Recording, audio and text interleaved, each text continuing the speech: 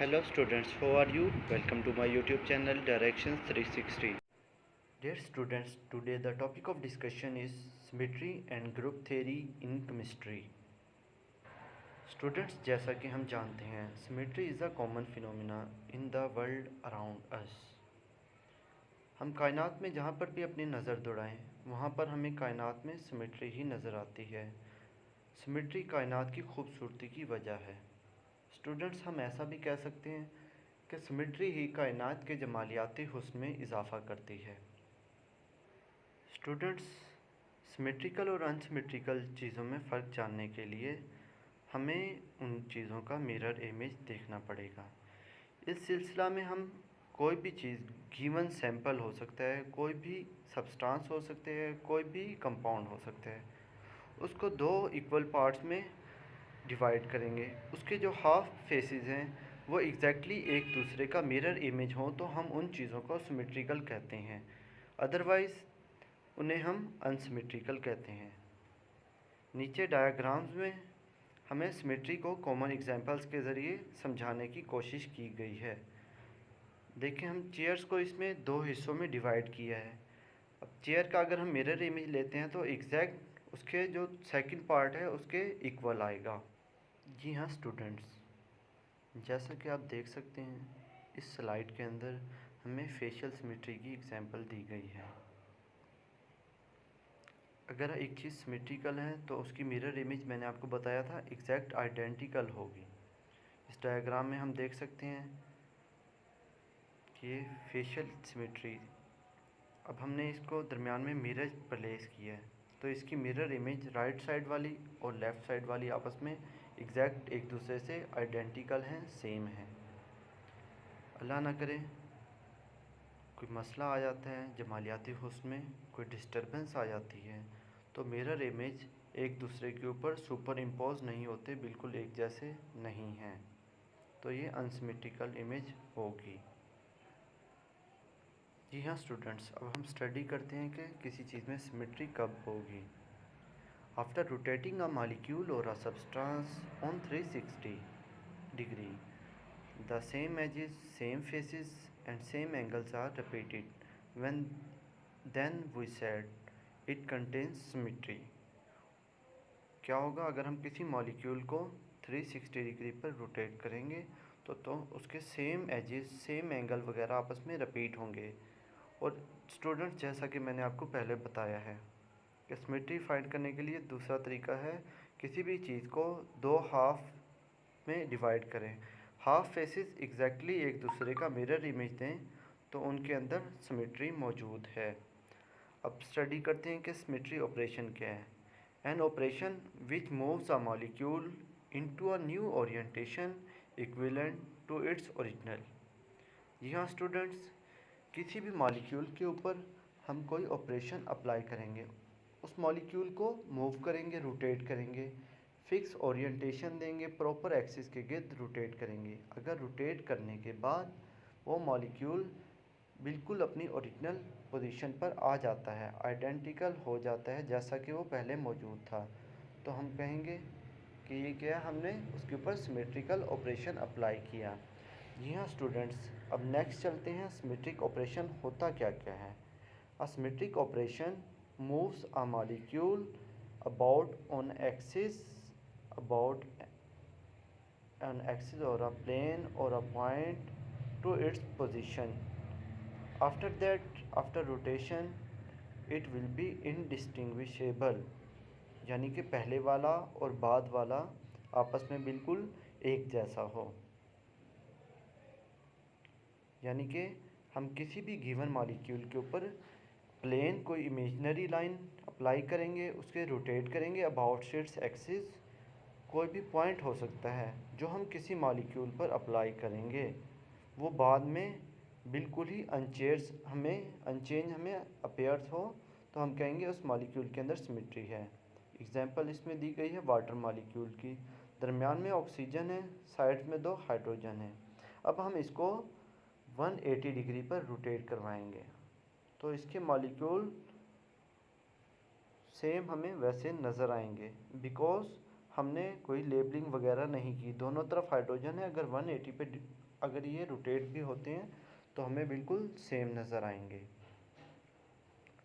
इसके बाद students study करते हैं सिमेट्री एलिमेंट्स क्या हैं।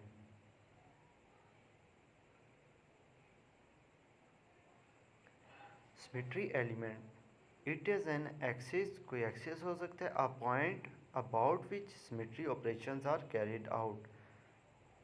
The symmetry elements considered in group theory in relation to molecule are following: the identity, proper axis of rotation, plane of symmetry, improper axis of rotation and center of symmetry। जी हाँ students, अब हम इन सबको one by one explain करेंगे।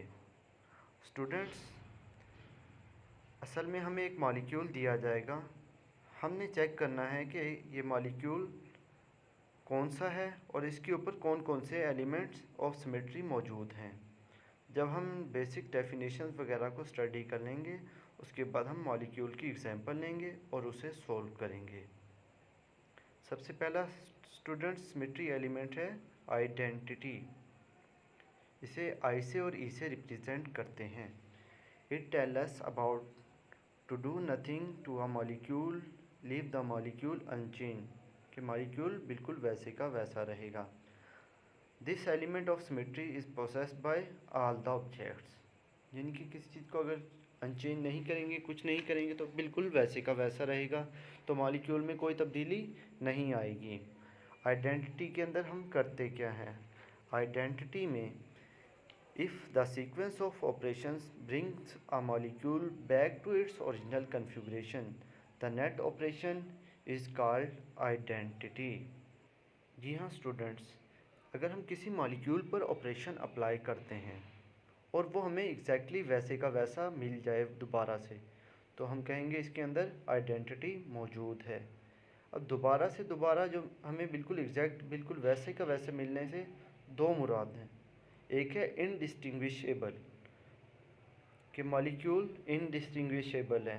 जब तक हम किसी molecule को विदाउट लेबलिंग रोटेट करवाएंगे तो रोटेशन, आफ्टर रोटेशन और बिफोर रोटेशन वो मॉलिक्यूल एग्जैक्ट हमें वैसे का वैसा नज़र आएगा, तो हम कहेंगे ये मॉलिक्यूल इनडिस्टिंग्विशेबल है। जबकि अगर हम मॉलिक्यूल को कोई फिक्स नाम दे दें, नंबरिंग दे दें, 1 2 कुछ भी, ए बी कुछ भी दे दें, अगर हम उसे रोटेट करवाते हैं तो how many rotations it take to come back its original shape, then we said it contains following identity operation, यानी कि वो एग्जैक्ट आए। जी हाँ स्टूडेंट्स, हमें वहाँ यहाँ पर वाटर की एग्जांपल दी गई है। अब वाटर की एग्जांपल में हम एग्जैक्ट मॉलिक्यूल को रोटेट करने के बाद उसकी एग्जैक्ट हमें कन्फिगरेशन वापसी अटेन हो रही है। वाटर के मॉलिक्यूल के केस में हमने अब हाइड्रोजन को लेबल कर दिया है, हाइड्रोजन 1 और हाइड्रोजन 2। स्टूडेंट्स, हम इसे 180 डिग्री पर रोटेट करवाएंगे। 180 degree is equal to C2 rotation. 180 degree के पर रोटेट करवाने से वो बिल्कुल इन्वर्ट हो जाएगा, यानी कि इन्वर्ट होने से मुराद है हाइड्रोजन 1 की पोजीशन हाइड्रोजन 2 ले लेगा और हाइड्रोजन 2 की पोजीशन हाइड्रोजन 1 ले लेगा। आफ्टर दैट हम इसे दोबारा 180 डिग्री पर रोटेट करवाएंगे तो एग्जैक्ट मॉलिक्यूल जैसा कि पहले था वो हमें ऑब्टेन हो जाएगा। सेकंड एग्जांपल में हमने देखा है कि विदाउट लेबलिंग जब हम करते हैं रोटेट, हाइड्रोजन को कोई स्पेसिफिक नाम वगैरह नहीं देते, तो अब हम इसके ऊपर C2 रोटेशन यानी कि 180 डिग्री पर अगर हम उसे रोटेट करवाएंगे तो मॉलिक्यूल हमें इनडिस्टिंग्विशेबल नज़र आएगा, तो हम कहेंगे इस मॉलिक्यूल के अंदर आइडेंटिटी मौजूद है। जी हाँ स्टूडेंट्स, अब हम चलते हैं next proper axis of rotation की तरफ। इसे एक्सिस ऑफ रोटेशन भी कहते हैं। It is represented by Cn। When an object or a molecule can be rotated about an axis to a new configuration and the new configuration is indistinguishable from the original one, the molecule is said to be possesses rotation axis of symmetry या axis of rotation. जी हाँ students, अगर हम किसी molecule के ऊपर symmetry elements apply करते हैं और उसे रोटेट करते हैं 360/n पर, नंबर ऑफ रोटेशन पर, तो सेम एजेस, सेम फेसेस और सेम एंगल्स रोटेशन के बाद हमें रिपीट होते हुए नज़र आएँ और वो मॉलिक्यूल पहले वाले मॉलिक्यूल से इनडिस्टिंग्विशेबल हो, तो हम कहते हैं उस मॉलिक्यूल के अंदर एक्सिस ऑफ रोटेशन मौजूद है। इस सवाल में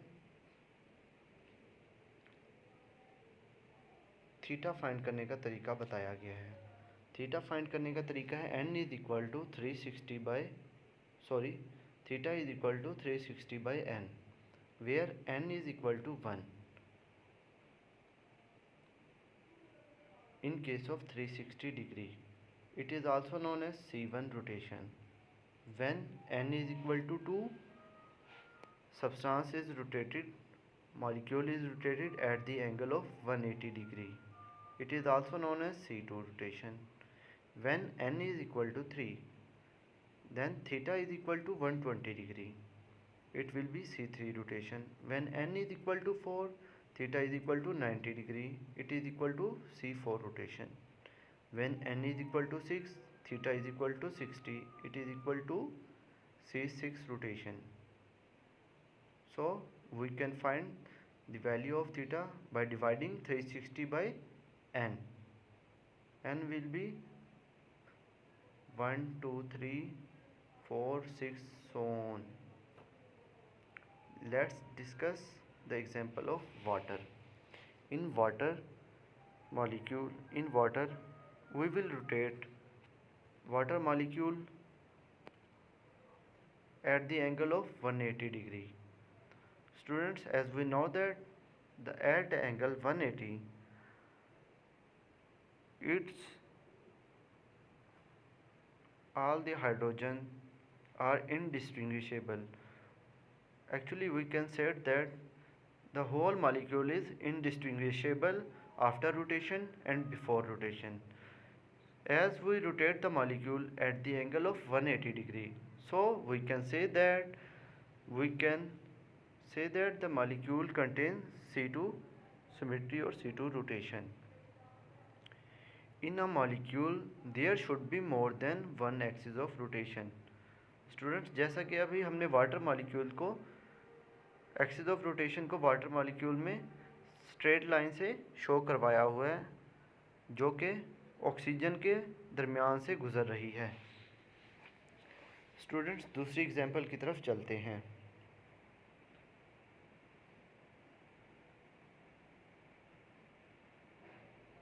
स्टूडेंट्स, एक मॉलिक्यूल में एक से ज़्यादा एक्सिस ऑफ रोटेशन हो सकते हैं। अब झैल एग्जांपल में हमें समझाने की कोशिश की गई है कि BF3 के केस के अंदर हमें 3 C2 रोटेशन और 1 C3 रोटेशन मिलेगी। जी हाँ स्टूडेंट्स, देखें BF3 में सेंट्रल एटम B और साइडों में 3 मॉलिक्यूल ऑफ फ्लोरीन। स्टूडेंट्स, हम इसे 120 डिग्री के ऊपर रोटेट करवाएंगे वेरियस एक्सिस ऑफ रोटेशन के थ्रू। फर्स्ट एग्जांपल में भी देखें, फर्स्ट डायग्राम में भी इधर C3 रोटेशन हो रही है, हम इसे क्लॉकवाइज रोटेट करवाने हैं, सेकंड में भी, थर्ड में भी, तो हमें 3 C3 रोटेशन हासिल हुई हैं। जबकि इस एग्जांपल में हम देखते हैं, जी हाँ स्टूडेंट्स, हमने प्रॉपर एक्सिस ऑफ रोटेशन तो हमने स्टडी कर लिया। अब सवाल पैदा होता है प्रिंसिपल एक्सिस कौन सा होगा, हम किस मॉलिक्यूल की रोटेशन के बाद प्रिंसिपल एक्सिस को पॉइंट आउट करेंगे। Principal axis is with high value of n, यानी कि जिसके अंदर n की वैल्यू हाई होगी। यहाँ पे हम स्टडी कर चुके हैं, n मैंने आपको समझा दिया है कि n किस तरह हमने फाइंड करना है और थीटा हमने n के ज़रिए किस तरह मालूम करना है, ये आपने खुद करना है। हाई नंबर ऑफ n किसी मॉलिक्यूल का कैलकुलेट करने का आपको तरीका बता दिया गया है। If more than one axis of high order are there then axis passes through the maximum number of atoms, like in recent example of BF3. C3 is the principal axis. जी हाँ students, अब हमने देखना है कि axis of rotation या principal axis कौन सा है। तो जिसके अंदर n की वैल्यू ज़्यादा होंगी तो वो ही सबसे ज़्यादा प्रायोरिटी वाइज प्रिंसिपल एक्सिस होगा। स्टूडेंट्स, एक शॉर्टकट अपने जहन नशी कर लें कि जिस मॉलिक्यूल के ऊपर एक्सिस अप्लाई करने के ऊपर n की वैल्यू सबसे ज़्यादा आए तो हम उसी एक्सिस को प्रिंसिपल एक्सिस कहेंगे।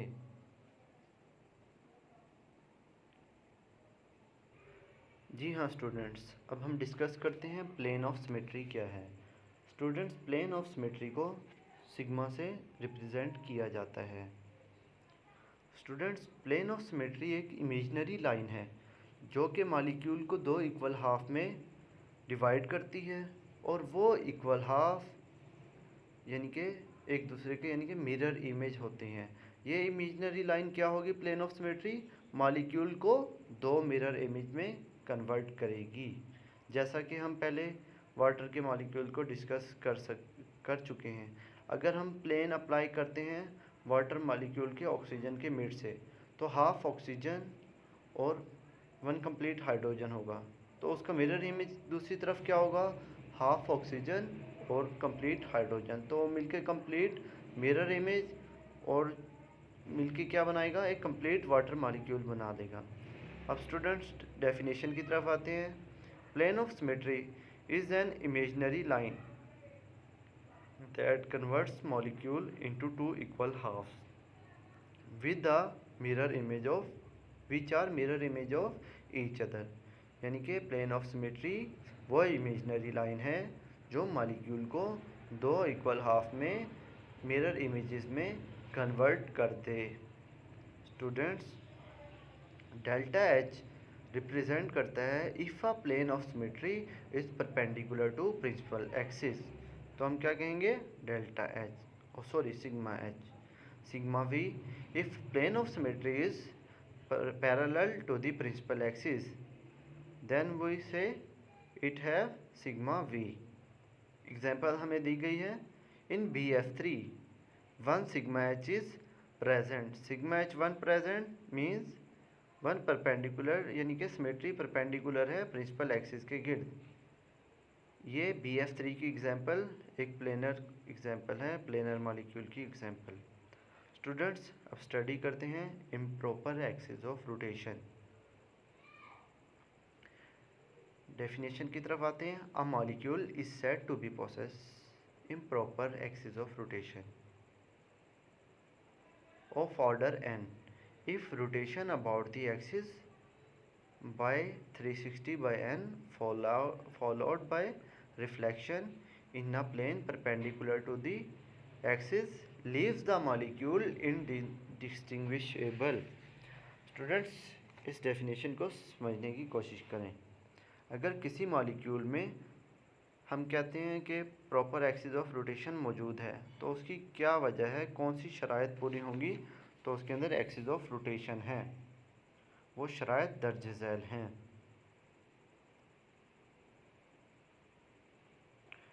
स्टूडेंट्स, दर्ज झैल शराइत में सबसे पहली शराइत हम कहते हैं, जैसा कि हमने डेफिनेशन में पढ़ा है, हम कहेंगे एक मॉलिक्यूल के अंदर इम्प्रॉपर एक्सिस ऑफ रोटेशन मौजूद है।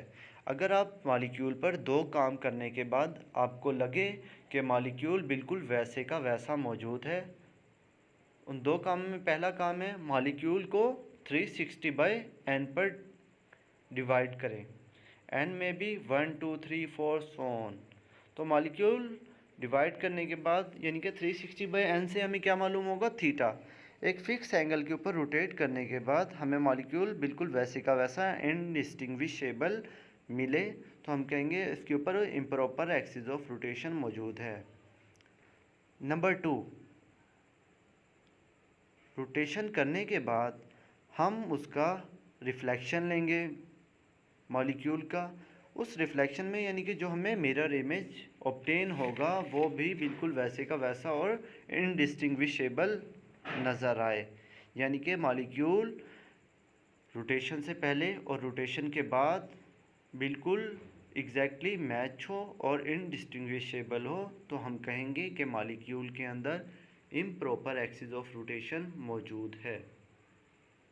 जी हाँ स्टूडेंट्स, आगे चलते हैं। If a molecule has plane of symmetry sigma H perpendicular to the proper axis of rotation C4, C2 and C6, the axis naturally becomes, sorry ये correction कर लें, S2, S4 and S6।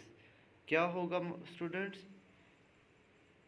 जो symmetry of plane हम apply करते हैं तो बराबर आ जाए C2, C4 और C6 के, तो हम उनको S2, S4 और S6 कहेंगे। An S2 axis is equivalent to I। S2 axis improper axis of rotation के बराबर आएगा। स्टूडेंट्स, अब हम स्टैगर्ड फॉर्म ऑफ इथेन को स्टडी करते हैं। जी हाँ स्टूडेंट्स, अब हमने इसको लेबल कर दिया है कार्बन 1 और कार्बन 2। इथेन का जनरल फार्मूला क्या होता है, सॉरी इथेन का फार्मूला क्या होता है, C2H6। जी हाँ स्टूडेंट, अब हम इसको एक्सिस ऑफ रोटेशन क्या है, C1 और C2 के ऊपर और नीचे जो डॉटेड लाइन से इसे शो किया गया है। अब हम इस मॉलिक्यूल को C6 रोटेशन यानी कि 60 डिग्री पर रोटेट करवाते हैं, तो क्या होगा। जी हाँ स्टूडेंट्स, आफ्टर रोटेशन पहले वाली डायग्राम में आप देखें तो हाइड्रोजन दोनों लेफ़्ट साइड पे थे, सॉरी राइट साइड पे थे। After 60 degree rotation right side वाले हाइड्रोजन लेफ़्ट साइड पे आ गए हैं। जी हाँ students, after 60 degree rotation after that we can apply a mirror in the molecule. तो मिरर इमेज, जाहिर बात है हम जानते हैं कि मिरर क्या देगा हमें, ऑपोजिट या इन्वर्टेड इमेज देगा। तो क्या होगा, कार्बन 1 और कार्बन 2 की पोजीशन आप गौर से देखें, कार्बन 1 ऊपर है और कार्बन 2 नीचे है। आफ्टर अप्लाइंग मिरर कार्बन 2 ऊपर और कार्बन 1 नीचे हो जाएगा। स्टूडेंट्स एक चीज़ नोट करें, अब एग्जाम्पल के अंदर डायग्राम नंबर 1 और डायग्राम नंबर 3 ये मॉलिक्यूल एग्जैक्ट इनडिस्टिंग्विशेबल है, लेकिन स्टूडेंट्स इनडिस्टिंग्विशेबल का मतलब है ये एग्जैक्ट नहीं है, इनडिस्टिंग्विशेबल है। मतलब कि पहली डायग्राम में कार्बन 1 ऊपर मौजूद था, लेकिन हाइड्रोजन जो 2 थे वो राइट साइड पे मौजूद थे। थर्ड डायग्राम के अंदर कार्बन 2 ऊपर मौजूद है, लेकिन इसके राइट साइड पे दोनों तरफ दोनों हाइड्रोजन मौजूद है। लेबलिंग अगर हम कार्बन 1 और कार्बन 2 की ना करें तो ये क्या होगा, इनडिस्टिंग्विशेबल होगा। जी हाँ स्टूडेंट्स, अब नेक्स्ट चलते हैं इन्वर्जन की तरफ। इसे रिप्रेजेंटेड बाय आई, यानी कि इसे आई से रिप्रेजेंट किया जाता है। डेफिनेशन की तरफ आते हैं। If a point exist in the centre of molecule such that identical items are found on either side at equal distance from it. Students, अगर हम किसी मॉलिक्यूल के सेंटर में कोई एक ऐसा पॉइंट मौजूद हो कि एक जैसे एटम उससे बराबर फासले पर पाए जाएं और हम उन आइडेंटिकल आइटम्स को आपस में मिलाएं तो मॉलिक्यूल के सेंटर से होकर गुजरें, तो हम क्या कहेंगे, उस मॉलिक्यूल में पॉइंट ऑफ सिमेट्री या सेंटर ऑफ सिमेट्री मौजूद है।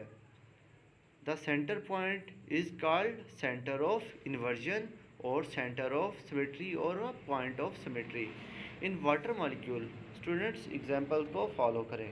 इन water molecule there is no inversion, no centre of inversion और no point of symmetry. Students, पानी का मॉलिक्यूल लोन पेयर होने की वजह से एंगुलर शेप में है। क्यों, लोन पेयर ज़्यादा जगह घेरता है और वाटर मॉलिक्यूल के हाइड्रोजन्स को रिपेल करता है। एंगुलर शेप में इसकी ज्योमेट्री आ जाती है। लेट अगर हम फ़र्ज़ करते हैं कि वाटर के केस में लोन पेयर मौजूद नहीं है, तो इस एग्जांपल को गौर से देखें तो क्या होगा, आइडेंटिकल एटम हाइड्रोजन और हाइड्रोजन एक दूसरे से एक प्रॉपर स्ट्रेट लाइन में आ जाएंगे। अब इस स्ट्रेट लाइन के ज़रिए जब इन मॉलिक्यूल्स को आपस में मिलाएंगे तो वो लाइन, इमेजिनरी लाइन, मॉलिक्यूल के सेंटर से होकर गुजरेगी। तो हम तब कह सकते थे कि इस मॉलिक्यूल के अंदर सेंटर ऑफ इन्वर्जन मौजूद है, but it is not possible. Students, in geometric shapes point of inversion और centre of inversion is present. Centre of inversion is also known as centre of symmetry.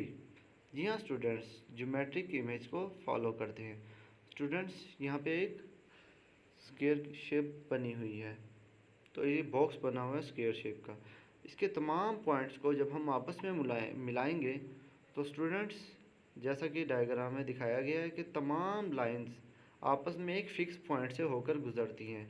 इस fix point को इस diagram का centre of inversion कहेंगे। Students, next चलते हैं fold of axis of symmetry की तरफ। जी हाँ students, fold of axis of symmetry को हम कैसे डिफाइन करते हैं? अ rotation about an axis is represented by symbol Cn such that an axis is called an n-fold of symmetry। Students, किसी भी मॉलिक्यूल को रोटेट करने के बाद मॉलिक्यूल की शेप रिपीट हो तो हम कहते हैं कि मॉलिक्यूल के अंदर n फोल्ड ऑफ सिमेट्री मौजूद है। स्टूडेंट्स, एक मॉलिक्यूल आपको दिया जाएगा तो हम उसे 360 डिग्री पर रोटेट करेंगे। जितनी बार उसको रोटेशन के दौरान उसकी शेप हमें रिपीट होती हुई नज़र आएगी या रिपीट होगी तो हम उसको कहेंगे कि उस मॉलिक्यूल के अंदर इतने फोल्ड ऑफ सिमेट्री मौजूद है। स्टूडेंट, जैसा कि हमें एग्जाम्पल के अंदर बताया गया है, अब वाटर के अंदर हमने लेबलिंग की हुई है हाइड्रोजन 1 और हाइड्रोजन 2। जब हम इसको C2 रोटेशन यानी कि 180 डिग्री पर रोटेट करवाएंगे तो क्या होगा? हाइड्रोजन जो 2 है वो लेफ़्ट साइड पे पोजीशन ले लेगा, जबकि पहली डायग्राम के अंदर हाइड्रोजन 2 राइट साइड पे था। आफ्टर दैट हम इसको सेकंड रोटेशन देंगे, C2 रोटेशन यानी 180 डिग्री पर फिर दोबारा रोटेट करवाएंगे। 180 360 डिग्री रोटेशन होगी।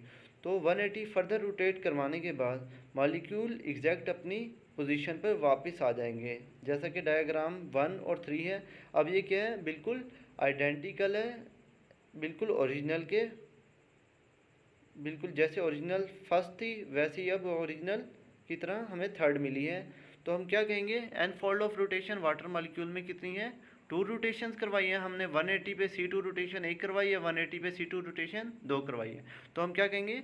वाटर मॉलिक्यूल के केस में 2 फोल्ड ऑफ सिमेट्री मौजूद है। और 2 फोल्ड ऑफ सिमेट्री कितने पे है? C2 रोटेशन पे है, यानी कि 180 डिग्री पर हमने 2 मरतबा रोटेट करवाया। जी हाँ स्टूडेंट्स, अभी मैंने आपको बेसिक चीज़ें बताई हैं। जैसे ही हम आगे चलेंगे एक मॉलिक्यूल लेंगे और उसके ऊपर हर चीज़ डिस्कस करेंगे। Thank you.